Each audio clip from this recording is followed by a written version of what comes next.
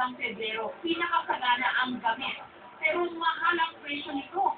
600 piso kada gansa.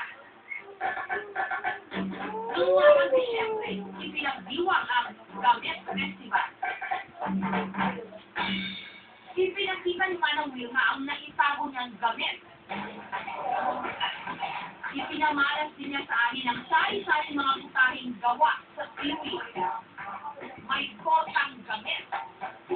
Sabaw ng kulot. Pinaasig ng kamatis. Balbalula. At lablabig salad. At gamit chip. Sangkatutak na sarap ang hatid nito. Kaya't kayamanan ang tuwing dito ng mga taga-Burgos. Sa katunayan, marami pang uri ng tiwi na matatagpuan sa Ilocos. Ang arroset o lato sa mga Tagalog at sa mga taga-Bisaya. Arroset.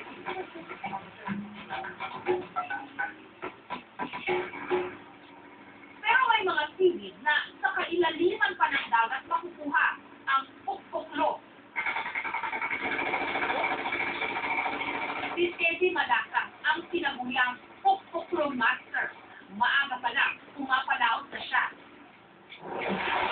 Matagalan kung siya'y sumisig sa dagat para manguha nito. Makaluma rin ang paraan niya ng pag-ani. Wala naman kami ibang panguhan na pangailangan namin ng araw-araw, kaya talagang ginagawa ko po. Pagdating ni Terry sa Pampang, parang fiesta itong